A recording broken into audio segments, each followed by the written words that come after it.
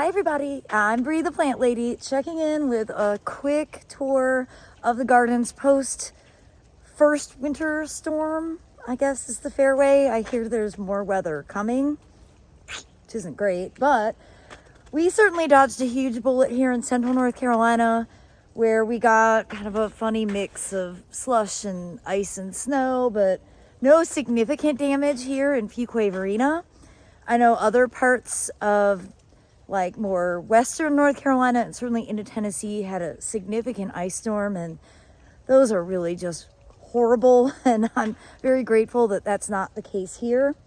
The sun popped out. I've been on the computer nonstop for like 3 days, and I was so excited to see blue sky that I decided I had to walk outside and well, just give you guys a view of everything as it really starts to thaw.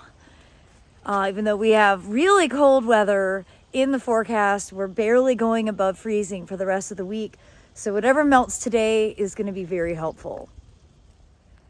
Well, I wanted to start here at the Edgeworthia because, you know, these had just started to open because we've had warm weather. And I'm seeing a little bit of the signs that we might have the center flowers abort. And that's often when you see that the flowers start to look more cone-shaped. This has happened in the past, and it may not actually be the case. These actually look like they're buds that are opening. But don't be totally surprised if your Edgeworthias kind of fall apart like these are. That's just an issue with cold. And, you know, they're from a part of Asia that has more consistent weather than we do here in the Southeast. And so it happens every couple of years. Doesn't mean the plant's gonna die, it just means you might not get the best flowering this season. So other things that are really heavily budded but not quite in full bloom include camellias. And it looks to me like these aren't terribly damaged. They are encased in ice, which is melting. So it'll be interesting to see when these flowers open. They may have some necrotic brown petals. Say worse for me than the cold is the fact that the deer are starting to eat this plant. I need to add taller fencing to protect it. And I showed you guys this in my last tour, and it's Tama Americana, which was open and obviously protected from the deer. But it does look like those flowers have taken a pretty good hit. So that's just part of the reality of growing these in this region where we do occasionally see real significant weather. Hearing all the ice drip off is bringing me a great deal of happiness. I won't deny that. I hate winter. I just hate winter. I haven't even looked back here, so we'll do this together. See how these camellias have fared.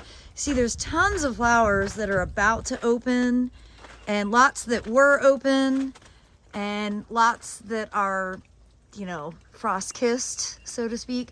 This is why I always recommend darker flowers, darker varieties, cultivars with dark flowers, because they don't show the cold damage nearly as much as light flowers do. I mean, you can see here, you know, lots of damage on those blooms, whereas Crimson Candle, you know, has the same cold damage, but because it's fuchsia, it doesn't show up as much. So again, these are things that are totally out of our control. Just as gardeners, we like the concept that we're in the driver's seat, even though we're definitely not. So back here in the woodland, which I haven't walked through, oddly, I'm not seeing a lot of deer prints. So maybe they've been resting. I'm seeing cat prints, but I'm not seeing hoof prints, which is quite odd. I wonder if they found someone else's yard to take the storm through. And I didn't even realize that my Reverend John Drayden camellia had so many flowers on it. They all look pretty well toasted. So we'll see.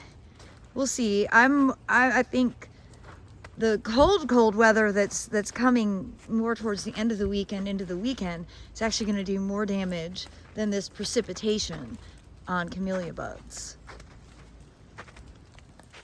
It just feels so good to see blue skies and feel sunshine. I wanted to show you over here, Josephine, Prunus mume, probably is a little damaged, but not significantly. It looks beautiful against that Carolina blue sky, as does Helena witch hazel. And I brought these in before the storm and they made the whole house smell so good. I'm gonna go ahead and do that same thing today. Refresh my floating flowers with the few things that aren't damaged from the cold. I love the ice pattern that forms on the trachycarpus palms. And then as the ice falls, it makes these incredible, almost like seashell looking pieces of ice. And as I round up here along the north side of the house, the weeping Prunus mume also looks great still. Again, I brought in branches pre-storm and the fragrance just filled the house. It's so lovely. And you can see, though they're a little brown and a little mushy from a distance, they still look like perfection. So that is a very welcome sight for these winter-hating sore eyes. It's the only kind of snow I really like, petals. Well, the greenhouse is feeling nice and toasty, especially with the sun shining, but the addition of that heater has definitely made a big difference, and it's making me feel a lot more confident, there's the heater, for our upcoming Valentine's Day session, because even if it is cold and gray outside, we'll be able to keep the greenhouse nice and toasty. We're gonna have a really fun class. We're gonna make alcohol ink tiles, which, I'll give you an example. It's what they look like. They're super cool and unique. We're gonna sow some seeds. We're gonna do some succulent planting, and we're gonna, of course, enjoy my favorite champagne. So we do have some spots open for that. I'm gonna put the link in the description. Love to be able to welcome you here for a cozy and enjoyable Valentine's Arts in the Greenhouse celebration. Well, everyone, I'm wishing you well as the winter weather continues, not only across the Southeast, but across all of the US.